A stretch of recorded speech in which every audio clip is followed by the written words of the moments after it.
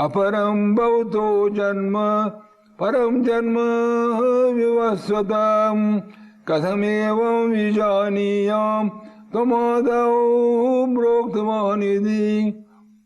O Lord Krishna, aparam bhavto janma. You are born now. You are born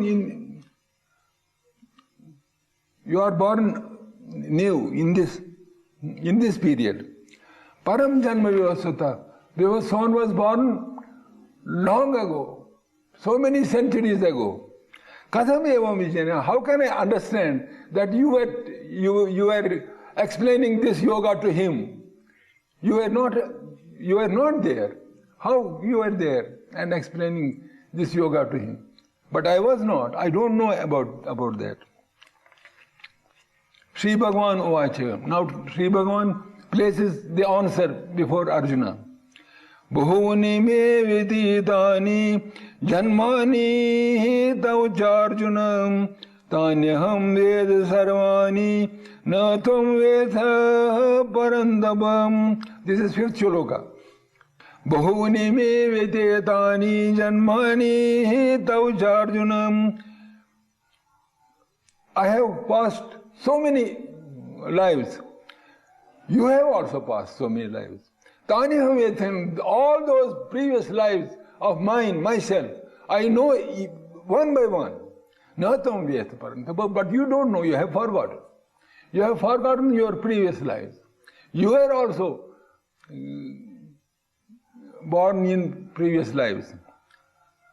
Numerous times. Ojo bisan naveyatma bhutanam isharo bisan prakritim swamadhisthaya sambhavamyatma mayam. Ojo bisan. If I am unborn, I am never born. Aveyatma, I am imperishable. I don't die at all. Bhutanam Yisharo Visan. If I am the Lord of Lords of everybody, Prakritim Swamadhisthaya, my Prakriti, my nature, I hold my nature in myself.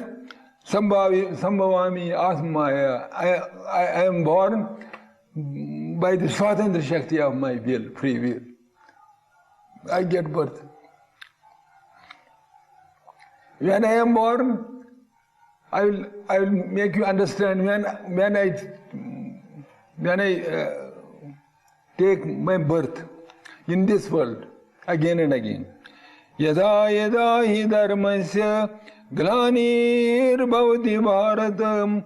O Arjuna, from time to time when dharmasya glanir bhavati, all dharma, all duty which was to be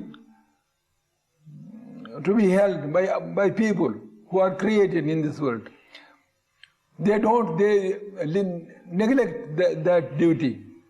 Abhyuthanam dharmasya, and they create this utpatang tamasha. They kill each other and they fight and they become demons and tadas mamsham srajamim. At that time I create my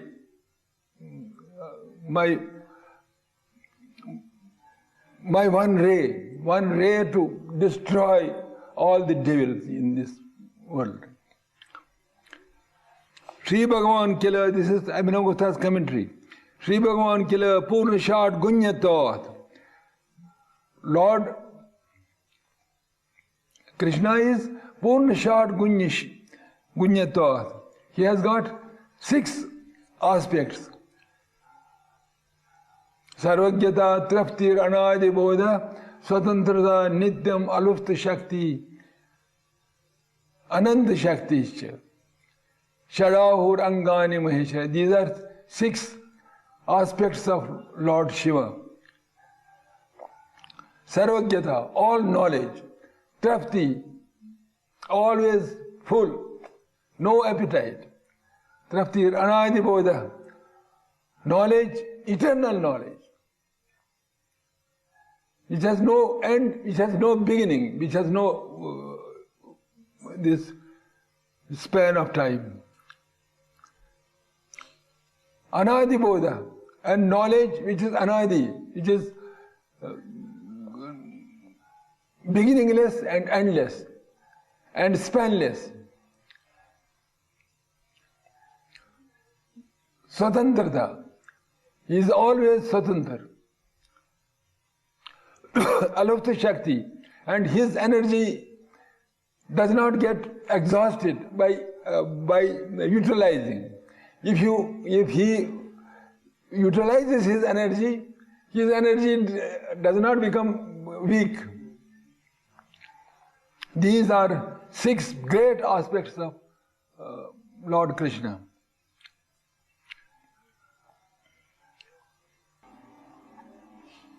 So 7th shloka is finished. What for I create my ray here in this world?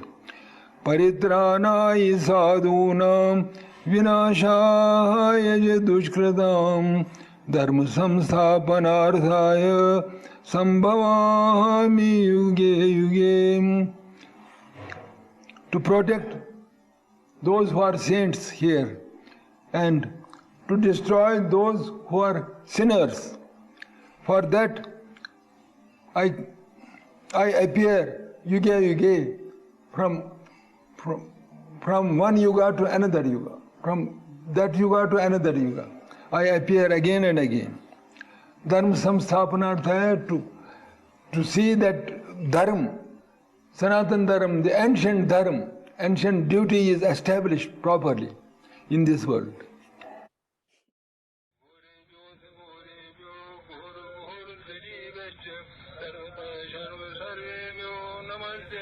I think we're on. Yes, we're on. People are joining. Good morning, good evening, everyone. Please tell us where you're joining us from. I was just looking at the lesson plan for the day. This is our 15th class together. Pretty fantastic. Hi, Archanaji from Toronto. And Joshua. Hi, Joshua and family from New Jersey. Excuse me, my nose itches. That's it. No, there's other people joining. Jeff and Laura in Seattle, Elroy, hi from Canada, and Carlos from Philadelphia. And we have Sarah and Sean and Vivian and Vidya. And hi, Sarah, Jai Shiva. Hi, Thomas Cronkite, and Sarah, and Motilalji and Lalita from Delhi. And we have Zoe from Netherlands. Nice to have you. Carolina in UK, Aparna, Chennai, fantastic. Rudra Das, Sarah again. Let's see, and it's going so fast. Ayush, Paul, Samantha from Philippines. Nice to have you from Philippines. Minakshi, hello G, and Karthik, Sarah again. Oh, where's our Denise? You want to know where our Denise is? Our Denise had foot pain last night, all night. And so she didn't get much sleep, and so she is resting today. She's usually really good, but she broke her foot about 12 years ago, and really badly. And since then, once in a while, it flares up. So she's resting. So George and Dad are just going to have to work a little extra hard today, but they're ready. So we'll start off with the Agora mantra. Please join us. George and Claudia will lead us. Om Agorebio to Gorebio Gore Gore Taribiascha Sarvata Sharva Sarvebio Namaste Virudra Rupebhya Agorebhyo to Gorebhyo Gore Gore Taribhyascha Sarvata Sharva Sarvebhyo Namaste Virudra Rupebhya Agorebyo Tagorebyo Gora Gora Taribhyascha Sarvata Sharva Sarvebhyo Namaste Virudra Rupebhya. O Lord Shiva, you alone transform yourself into all forms, into the forms of the powers of Rudra as Agora, the enlightening and uplifting energy, Goratari, the frightful darkening energy which pushes one down, and Gora, the energy which keeps one fixed, neither rising or falling. These forms, embodied in Rudra Shiva, are helpful to the aspirant while he is aware, and frightful for the one who is ignorant, pushing him down and down. So today, since Denise is absent, I will do the meditation for everybody, and we'll just go into the meditation easily. Claudia, you can put Swamiji's picture. Okay. So just sitting comfortably wherever you are. You should all be at home, so that's there's no excuse for not having a comfortable place. And close the eyes and just let your mind just scan through the body, see how you're feeling right now in the evening, wherever you are, in the afternoon or in the early morning. And just allow yourself to relax.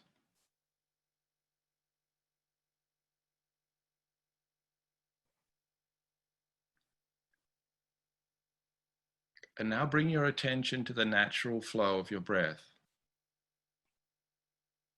The inward breath and to the outward breath, just in its natural state.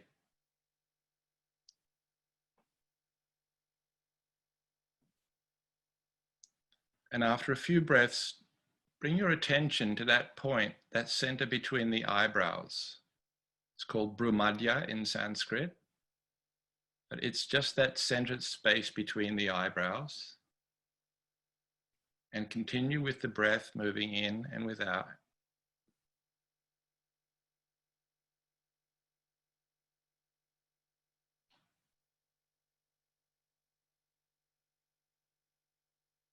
Now in the practice, we maintain awareness between the eyebrows, but at the end of the exhale, the natural pause, the end of the exhale, we observe that pause. So as we breathe in, the tension between the eyebrows, and as we easily breathe out, we're aware of that pause at the end of the exhale before the inhale starts. And remember, if thoughts come and go in meditation, don't struggle with thoughts. Don't analyze what you're doing and what's going on. Just do this practice innocently, effortlessly, and whenever you drift off, easily bring your attention back to that space between the eyebrows and continue watching the flow of the breath and observing that pause or the gap at the end of the exhale before the inhale starts. And we'll meditate for 5 minutes. And at the end of 5 minutes, you'll hear a bell ring, and that will be the time just to, we've finished our meditation. So let's continue for 5 minutes.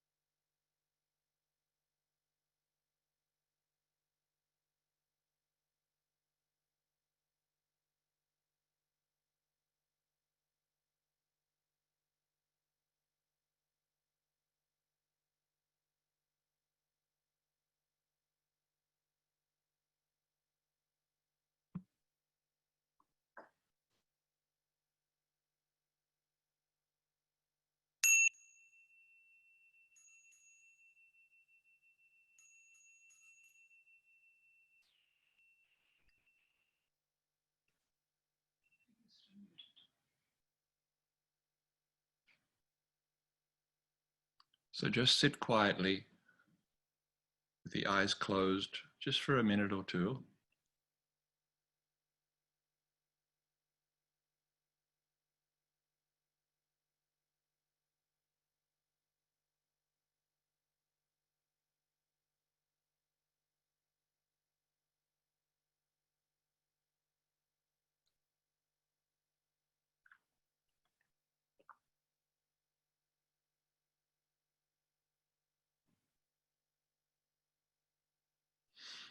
And now begin to open the eyes slowly and just allow your breath to be natural and free.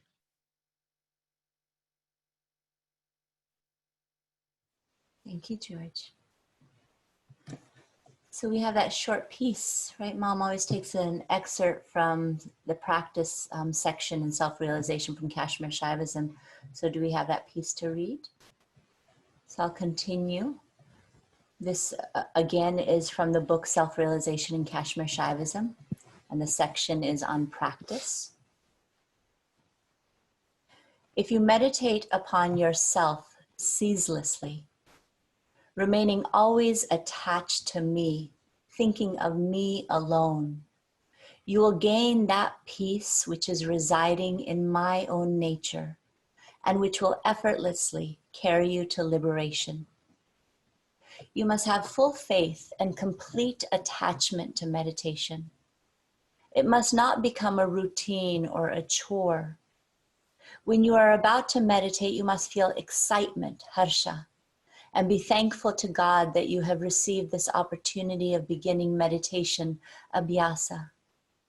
Unless you fall in love with meditation and approach it with total enthusiasm, attachment, and longing, you cannot enter the realm of awareness.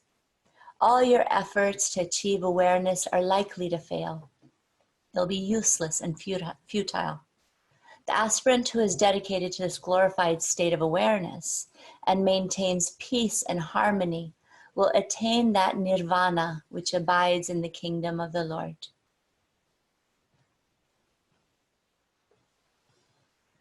So would either of you like to add on? Very to nice. that? This. Yeah.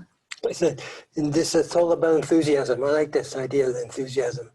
You know, you really should just be so happy to be able to meditate. So it's so precious time, so precious an experience, so precious an event that you have to thank God that you have been given the opportunity to do this practice. And that changes everything. That's the flavor of things. You know, if a person goes into something just kind of like I have to meditate, it's like my duty. I meditate. It's half an hour morning and evening, and it's time to meditate. And I don't really want to do it so much, but I'm going to do it anyway because I'm supposed to do that. It doesn't have that same kind of power. Yeah. Yeah, and there's a trick that in what Denise was reading a week or two ago where, Swamiji said that we meditate on the turning points of the breath, on the junction point of the breath. And he was told by his master that this means the dawn and dusk. So Swamiji has actually said that these are good times to meditate. It's just good to keep in your memory that at dawn, just that first light before the sun rises and just after the sun sets, that darkness, those two periods are very conducive to meditation. Swamiji would say that.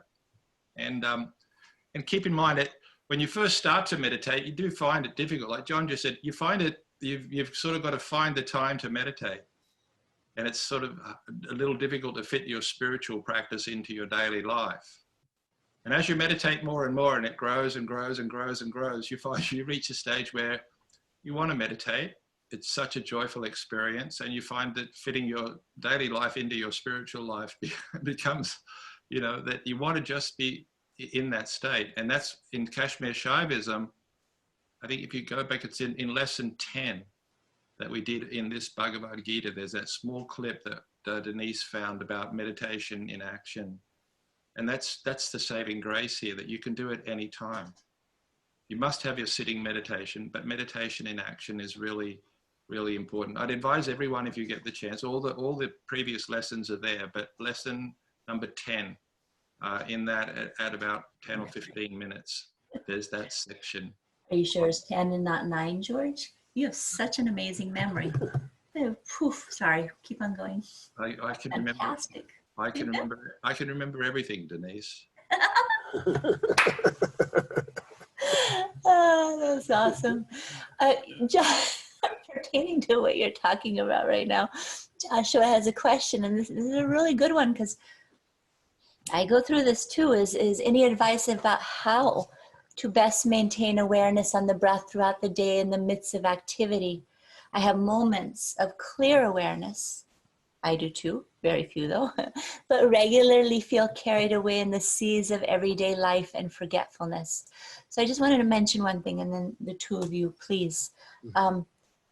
Many times for me to touch upon it through the day is I set my intention first thing in the morning, right after my meditation.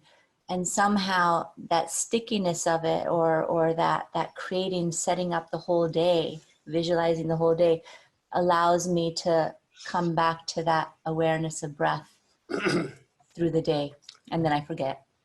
That's right. But still, what do the two of you think? That's important. So it is important. I think the thing is you can't force yourself to have a certain to think a certain way during the day. The day just takes its place. But the thing is, if you have an intention that you want to have your awareness, you want to watch your breath. That's your main in your mind. You want to be able to have attention to watch your breath as much as you can. With that intention, then that you're watching by His grace, His grace of God, you'll get an opportunity to watch your breath more often than not. It's but you have to have that wanting, that I go through the day, but I really like to watch my breath, and that'll happen more and more for you. Because Swamiji says that at the end of the Vijnana Bhairava, which everybody has, that I think many of the people would have done that short webinar we did on the Vijnana Bhairava, or read the book, The 112 Practices of Meditation. And at the end of that, Devi, Bhairavi, asked Bhairava, okay, you've given me 112 practices, but give me the essence. Give it to me in a nutshell. What should I do? And Lord Shiva tells her, he says that, human beings breathe on average 21,600 times a day. And Swamiji would say, okay, let's leave 12 hours for sleeping. So, 10,800 times you breathe in and out. There's 10,800 opportunities to have your awareness on the breath. And the breath itself is related to the thinking process. That's why when yogis go into samadhi and the breath stops, thinking stops. So they're intimately connected. So when you're caught up in thought, it is, like as John said, it's difficult to find that thing. But as you practice more and more with your sitting meditation, and you complement that with your daily meditation in practice, you'll find that those gaps open up during the day. You're doing just simple chores, washing the dishes, washing your clothes or something, or going for a walk, and automatically your awareness is drawn back to the breath. So it's about practice, and it's about having the intention to have that. That's giving it. That's important. That's more important than something else. So what you said, that 51% of your day should be dedicated to practice in your mind, and so that's more of your life. It should be dedicated to practice than less of your life. And when you do that, then automatically you begin to, by His grace, you begin to have that opportunity to watch your breath more. Because it just comes spontaneously during the day. You can't force yourself, but by having that intention, it just happens for you. Wonderful. Thank you both. We should go into Bhagavad Gita.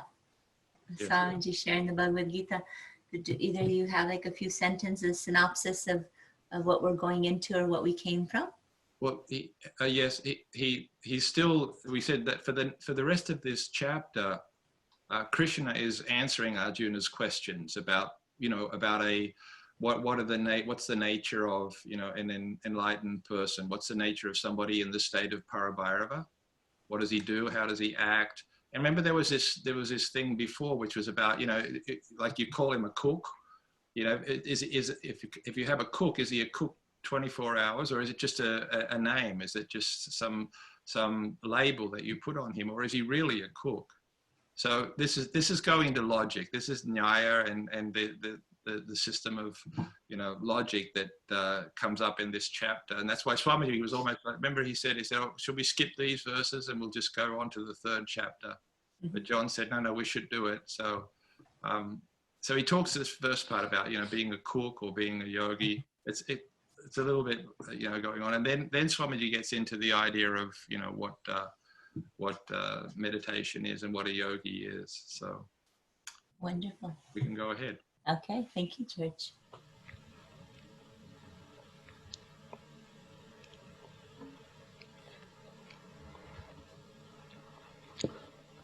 So nacha se pachakavat yoga roditam. Pachak means cook. By like cook, he is not yoga and rudi both. One who is established always in God consciousness is yogi. Not just like cook. He is cook when he is yogi. When he is not yogi, then he is not cook. He is sleeping. When he sleeps, he is not yogi. Who? Cook. Yogi means who is mixed in that work. In that work of cooking, when he cooks, frying everything, that he is yogi. When he is not yogi, at that time he is sleeping, or he is washing utensils. He is not cook at that time.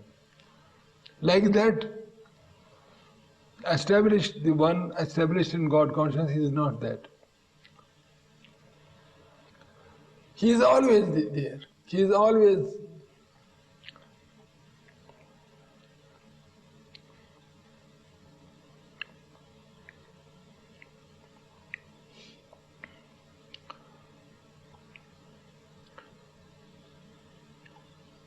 How does he do that? Indriyarthebhya pravritti indriyani atmani samharati. Right from internal consciousness up to external consciousness, external this consciousness. He sees in the right form that external consciousness and internal consciousness are not separate from each other. They are all Bhairava. So he mixes everything in Bhairava state. That is the reality of his being. He is never away from that. So it is not supposed like cook.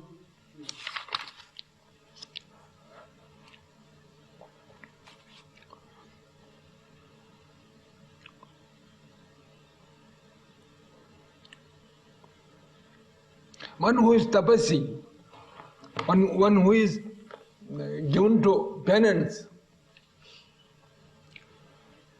Why Tirupagi Shabd is not attached to him? For that he says, Vishya vinivartante niraharasya dehina rasavarjam rasopesya param drishto anivartate. Niraharasya, when he does not take anything, he does not eat anything. When he is fasting,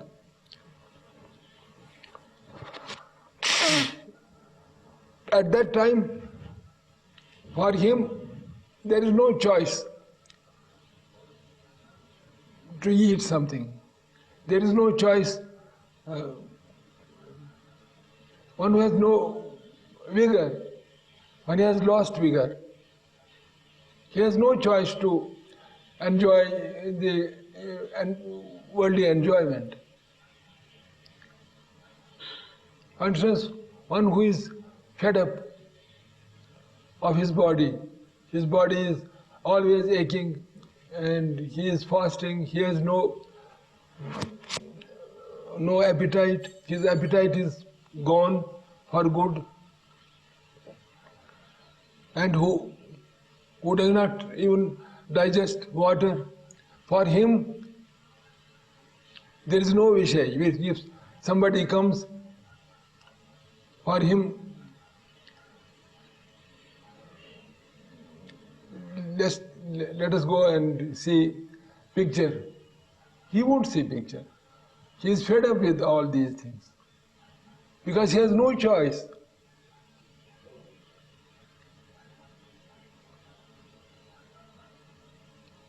But when by and by vitamins are inserted in his body, and he gets again that those appears, those cravings for worldly pleasures appear again. This is example. In the same way, one who is established in God consciousness, one who is established in Parabhairava state, for him, he will never come to this limitation. If he is already placed in limited world, still in limited world being placed, in spite of being placed in limited world, he does not move from his unlimited being. He is always there. So this rasa does not vanish. Up to that point when Bhairava state is achieved. Param Drishta, when he realizes that Supreme. What is Supreme? Bhairava state. When he realizes Supreme Bhas, he has no choice afterwards in this world. In this world also he sees that the glamour of his own nature.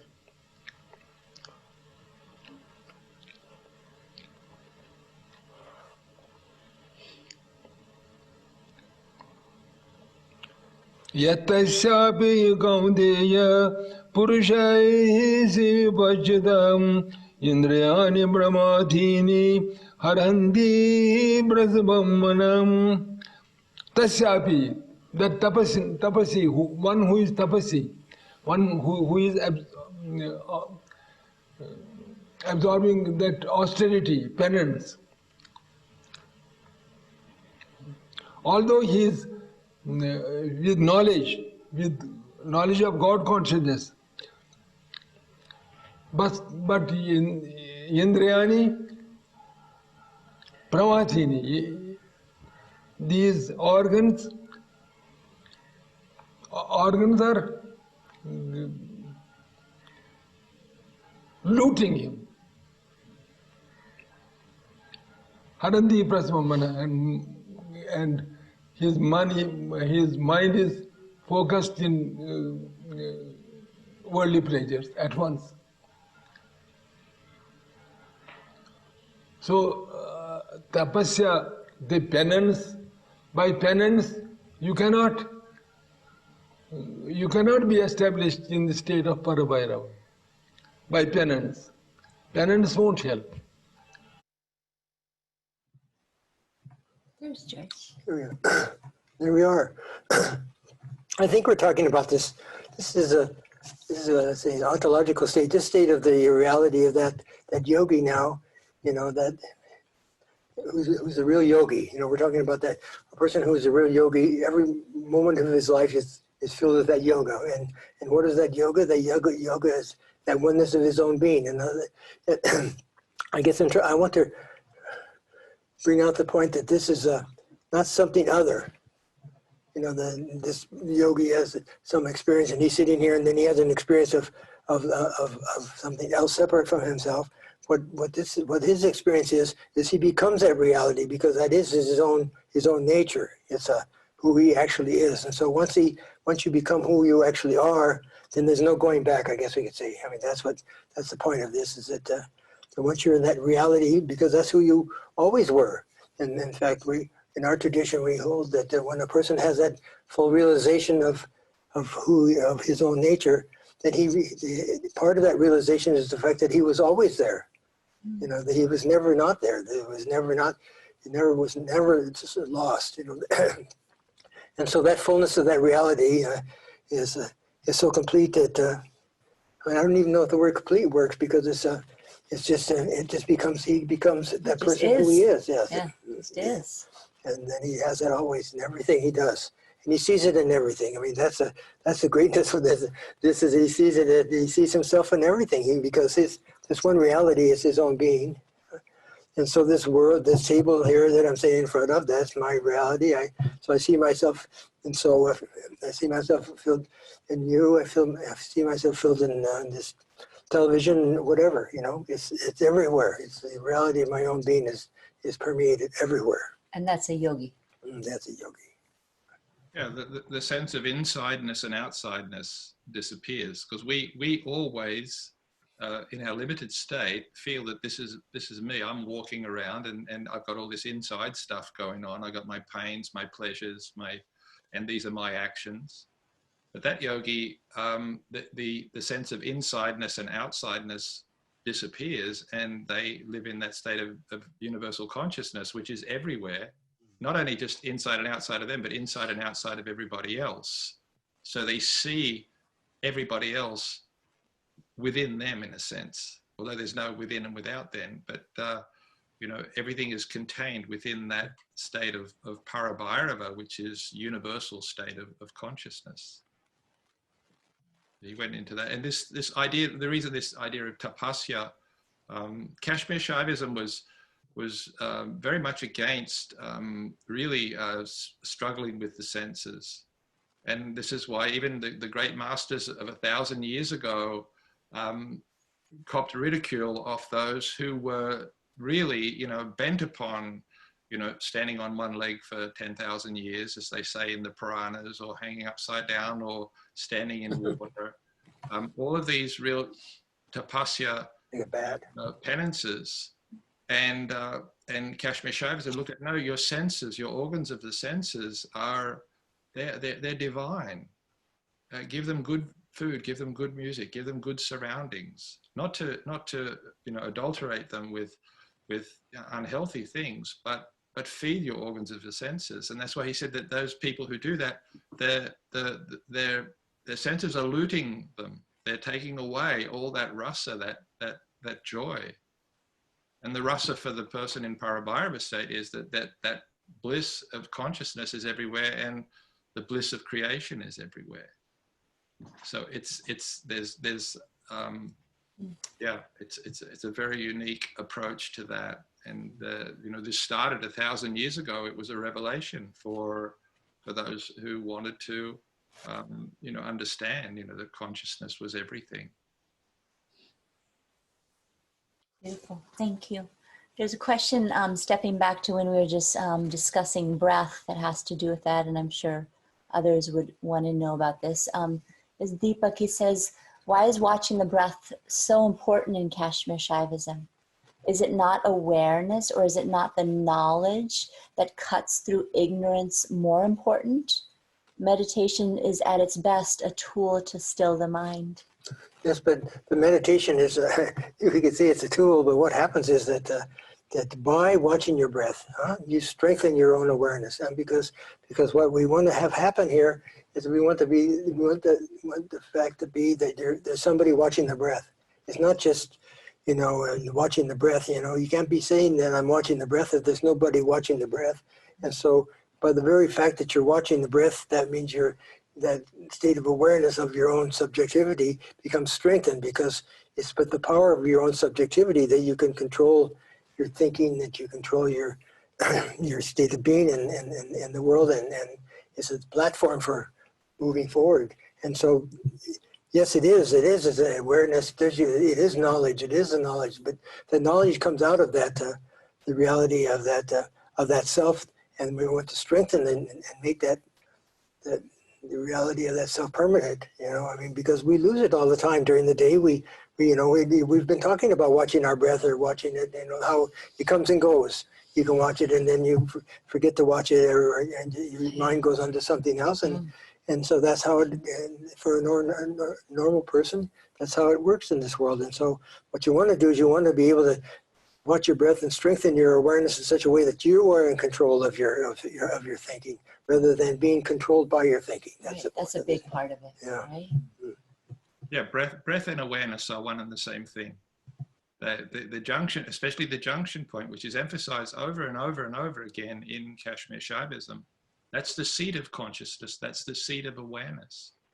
And for Deepak, who will be familiar with this, even in the Upanishads, there's the great story, I think it's the Brihadaranyaka Upanishad, which they talk about suddenly all the senses were having an argument with one another who was the greatest. Sight was the greatest, sound, smell, taste, touch. And one by one, they decided to have a competition. Okay, let's leave this body for a period of a year or something and see how it goes. So taste left, smell left, sight left, and then, touch left, and then this sense of sound. But the body kept going on. They said, well, no, you're not the greatest because, I'm the greatest. And then suddenly mind said, well, I'm going to leave. Mind left, ego left, intellect left. And still the body went on.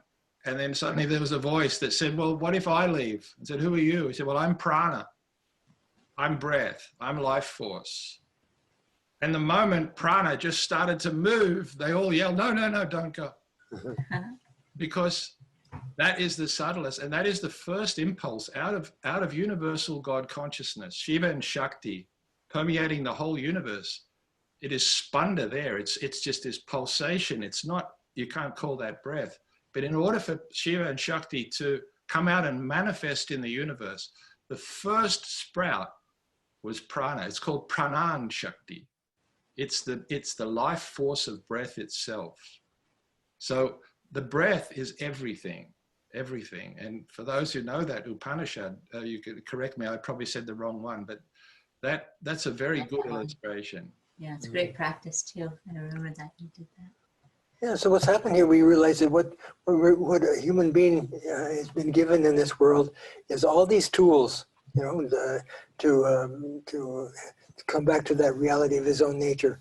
So it's not like he's been left on the desert without anything to work with. He's been given all these. In fact, we talked about the senses, all the different senses. Every sense is a gateway to that reality. And so some senses are more easily usable, I guess we could say, and some are more difficult. But all these things of the world are gateways to that reality. We've been given all these ways of reality, and this breathing is a really central way, because it's something we do all the time, isn't it? I mean, even if you go into the Western scientific way, breath is, it affects all of our organs. It affects our whole, anatomical, of what's going on through our body. And so there's just so many parts to it, right? From the Eastern way, the Western way, the healing way, right? Turning on the turning on the parasympathetic nervous system and turning the sympathetic nervous system off. So there's so many bits and pieces to it. But as you're all speaking about, it's about really coming to understanding our true nature, right? Our beingness. Just in reference to the Vijnana Bhairava, which we talked about before, the 112 practices, when Parvati, Shakti, Bhairavi, whatever you want to call her, asked Bhairava about what was the essential practice, he said, the practice is watching the breath. But he said, there's 3 kinds of breath. And I'm not going to get too technical here. He said, there's prana Shakti, which is breathing in and out all the time. That's going on by itself. You don't have to worry. You don't have to even put awareness on that. When we breathe all night, we breathe all day.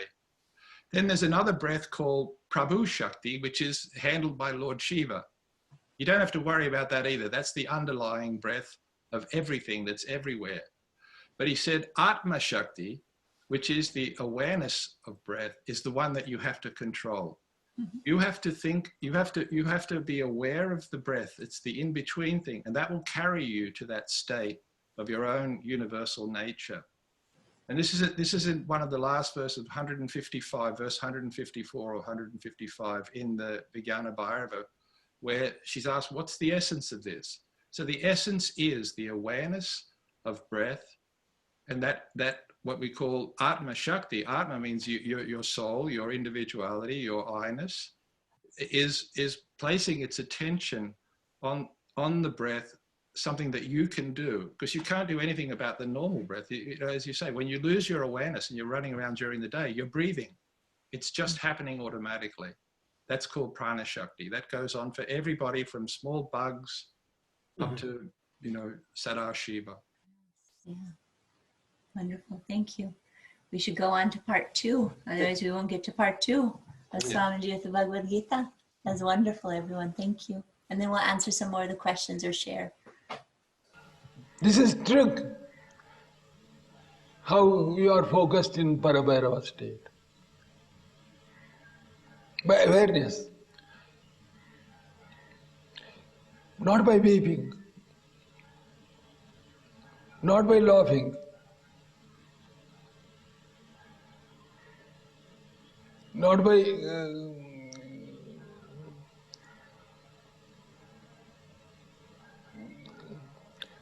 possessing the grief. Parabhairava state is trick.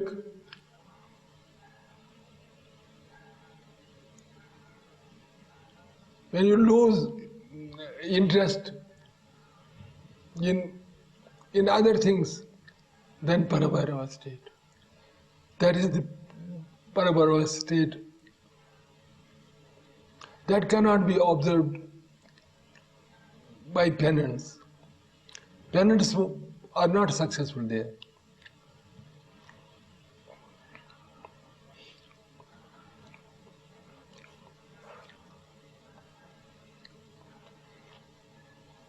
Dhyato vishayan pumsa sangasteshu upajayate sangat sanjayate kama kamat krodho vijayate krodhat bhavati sammoha sammoha smriti brahmam smriti brahmchat buddhinasho buddhinashat pranashyati.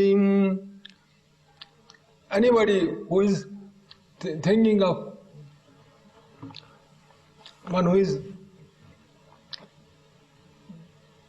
meditating upon God consciousness, go on meditating, and at the same time he thinks this meditation of God consciousness is very sweet. And this is one thought. This is temptation. Temptation is there, it is Maya. And this thought focused him to other things. Then this Parabhairava. And afterwards it goes.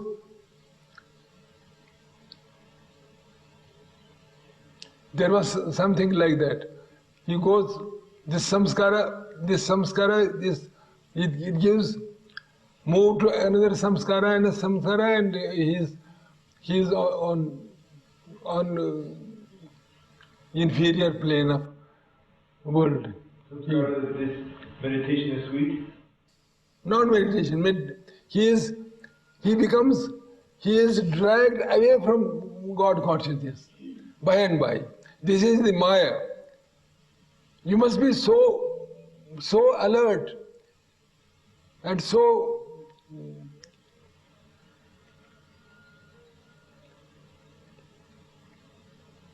you can't remain idle. Meditation you have to do with vigor, with alertness.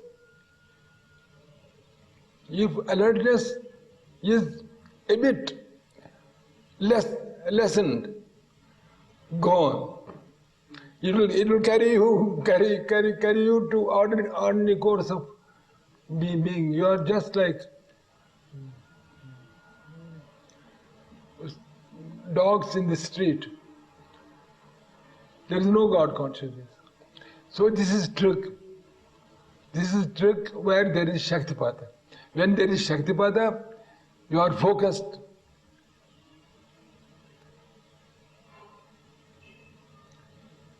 Kiftam, Mudam, Vikiftam, Ekagram, Niruddham. These are state of minds. The state of mind are 5. Kift, Vikift, Mood, Ekagra, Niruddha. Kift is for yogi. These are for yogis. Kift.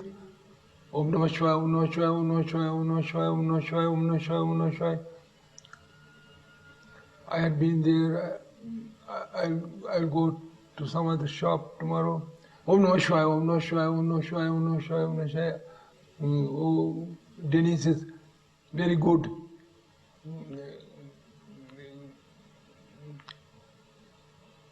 Good disciple of mine. Om Namah Shivaya, Om Namah Shivaya. Like that. He is dragged. It is called Kift. This is the nature of Kift. This is first yoga, first start of yoga. At that time, you should not allow this to think other things. Similar to this. It may be similar. Do you know similar? And there is another Vikirtam.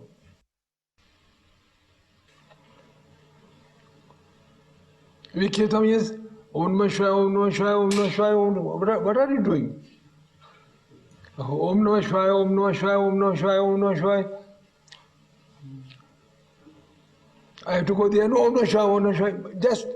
Just at once you. Huh? No sooner it has taken its step outside, you pull it back at once. That is Vikirtam. If you do it like this, then there is third state, that Ekagram. Ekagram means Om Namah Shivaya, Om Namah Shivaya, Om Namah Shivaya, Om Namah Shivaya, Om Namah Shivaya, Om Namah Shivaya, Om Namah Shivaya, Om Namah Shivaya, go on, Om Namah Shivaya. And Om Namah Shivaya, Om Namah Shivaya, Om Namah Shivaya, Om Namah Shivaya, Om Namah Shivaya. Om Namah Shivaya, Om Namah Shivaya, Om Namah Shivaya. This is Ekagra. But these things happen. These things, they destroy this one-pointedness. Then it is Niruddha. At once, Om Namah Shivaya, Om Namah Shivaya, Om Namah Shivaya, Om Namah Shivaya, Om Namah Shivaya, Om Namah Shivaya, Om Namah Shivaya, Om Namah Shivaya. Then it goes on in one chain.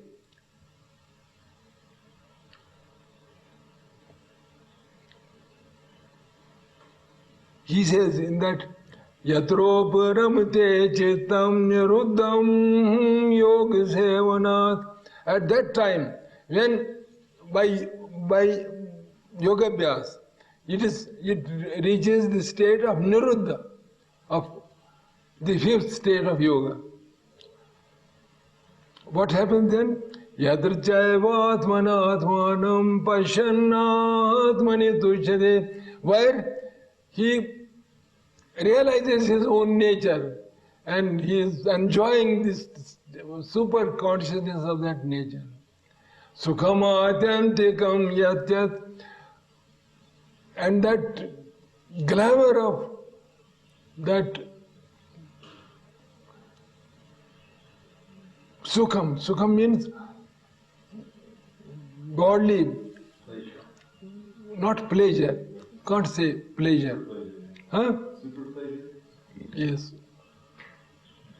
Buddhigraham. It is Buddhigraham. You can calculate it with intellect, not with body. Atindriyam. It is beyond. That sukha is beyond cycle of organs. Organs cannot experience that anand, that bliss.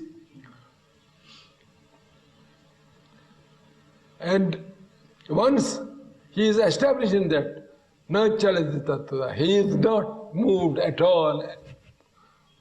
For 1 second also, he is not moved from that.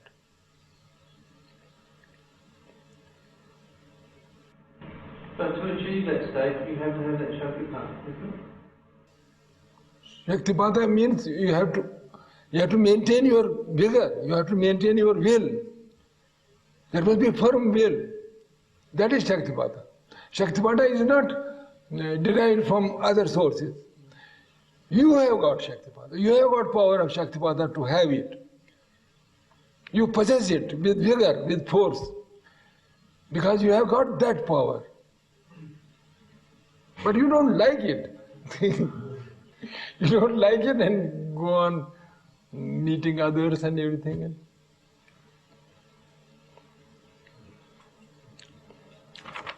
Now this is 70th shloka, finished. Can I just ask one question? What causes that change? You said you possess that Shaktipat, that power, but you don't like it, you just go to these other things.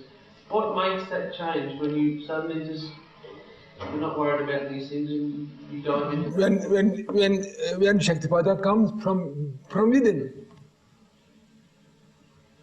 From within. Shaktipada does not come from without. It is not without. It's in there already. Huh? It's there already. It is there because when God is united with limited God. Limited God is not separate from unlimited God. Yeah, that's that quote that Swamiji was fond of, that the individual and God are one, and to realize this is the essence of Kashmir Shaivism. And the fact that we grace ourselves. I mean, that was the point of that, that the Shaktipada doesn't come from some other source, because there's only that one being, and we are that one being. And the realization of our own nature brings that to the center. I mean, we know that, and we become completely aware of the fact that we're that one being. And so that the grace comes from within ourselves. We grace ourselves when we want to. That's a big deal to hear that, because there's been so many years where I see workshops out there where it's a 3-hour workshop where somebody is going to Shaktipat you, right? Or grace you.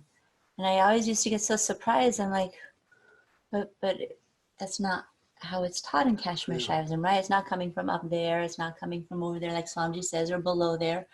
It's you gracing yourself, because That's right. I mean, sometimes you say, sometimes in that situation, that if a person slaps you, sometimes they say, but that slap causes you to grace yourself.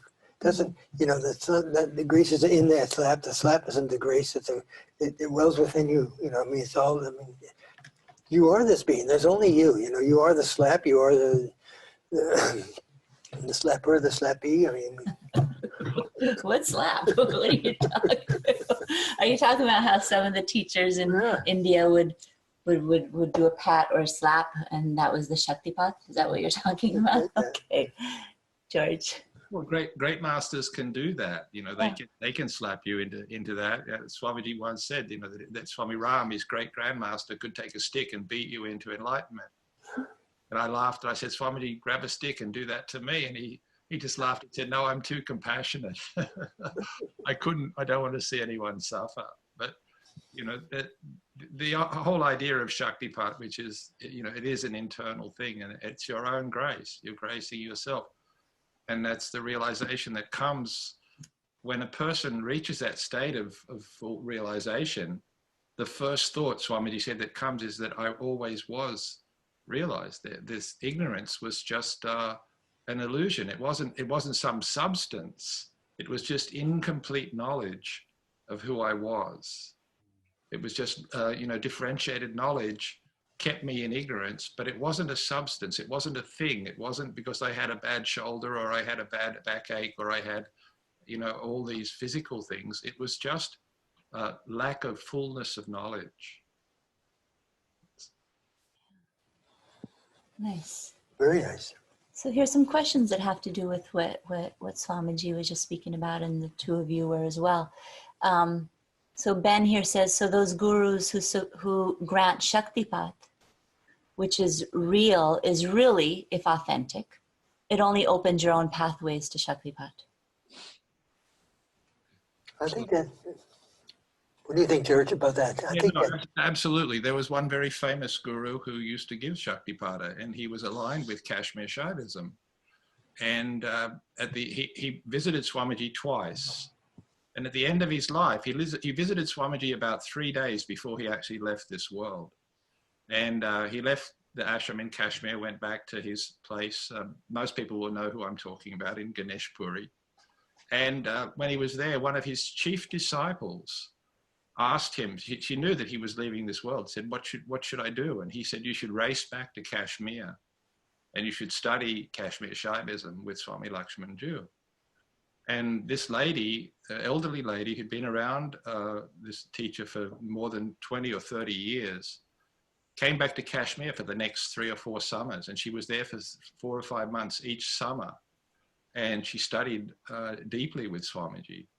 And I had a very close relationship with her, and she told me wonderful stories, but she said that Baba in the end said that you know, Swami Lakshmanjoo sat at the pinnacle of Kashmir Shaivism, and that she should just go and absorb as much as she can, as much knowledge and experience from him.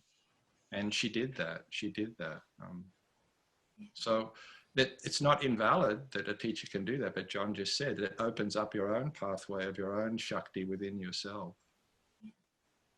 Because there's only yourself, actually, in real sense. I mean, Right. we see all these different beings and walking in the streets and so forth, but then when you look back in time and when you feel back who's behind that all back there, you know, that supreme reality is the one that lights it up. Right. It's also, there's another very important point here, that the first thing that I noticed about Swamiji when I met him, and those first months being around someone like, you know, an enlightened being, was he made you feel really good about yourself. He didn't make you in any way feel dependent on him. He was beautiful. He was an amazing being, but he didn't make this sudden thing that you were totally dependent on him, and he just made you feel really full within yourself. And this is the idea that Swamiji seemed to be incapable of creating a duality. He would always break up the dualities that you had, you know, me and him, mine and theirs. This duality that we live permanently in the state of ignorance. And Kashmir Shaiva masters, they see that as one of the illusions. So that they fill you up with the reality of your own essence, your own being, which is the fullness of who you are, the same as them. Yeah. So I think we're there. We're at that time, right? And then we have a few questions that haven't been answered today. Will be answered over the week. And then we'll come back to, this is our 15th week. Yes. And so I just wanted to end this session today just thanking all of you who have been sending in donations to help us through all the work that we have to do. We have over 19 books still to publish of Swamiji's revelations and the different Tantra Lokas and everything of that sort, all the different chapters and everything. And so I wanted to thank all of you that have helped us, because as you know, this is a weekly free webinar. And the reason we started it is free is so that no matter who you were, you could join us. And we're going to continue that way because it's important, especially during these days. And so if any of you feel inspired to send in any more donations over these months and as we go, it really helps us and it continues this important work that we're doing. So I wanted to just share that with all of you. It's been on my mind the last couple of weeks, but the first most important part was thank you for those of you who have shared your donations and just who have shared your energy and join us every week with your wonderful, thoughtful, heartfelt questions. So I feel it's all part of one big family. That's what I feel, you know. yes. That's the wonderful thing for me, is that people gathering from all over the world, you know, and you can feel that oneness of that presence of everyone. It's just It's marvelous. It's just really marvelous. No, we look forward to this. All of us do. So thank you for sharing this with us and teaching us and learning alongside of us. So God bless all of you. yes, George. No, I just have to say thank you because honestly, I don't think I would have gone back into studying the Bhagavad Gita in so much depth because we're moving on with future books and everything. But this has just been a revelation for all of us, and thank you so much for pushing us into this situation to to do this. I think that's Shana's grace because Shana, she did this. She said we have to do this. Yeah, Shana had so much compassion for what was going on in the world and said, well, everybody else is doing something. What are we going to do? So, what is our place? And it should be free. It shouldn't be. Everyone should be able to share this and learn, and for us to come together during these times. Yeah, and this is all just extensions of Swamiji's grace. I keep saying that when we answer questions and whatever it is, but I'm fully aware that he knew exactly what was going on now and what will go on in the future. And so whatever we're doing, we're trying as much as we can just to keep the teaching as pure as possible for what Swamiji said. And that's why this is all about, his teaching and listening to his own words. We're so lucky that we have this audio and video now too, so we don't have to think about, well, he said this or he said that, and argue amongst ourselves about that. Yeah. We can just say we have the audio that we can hear what he actually said. That's an important thing. Fantastic. So, Jai Gurudev. God bless all of you. Many blessings. Thank you. Thank you, thank you, thank you. And see you next Saturday. Jai Gurudev. Jai Gurudev.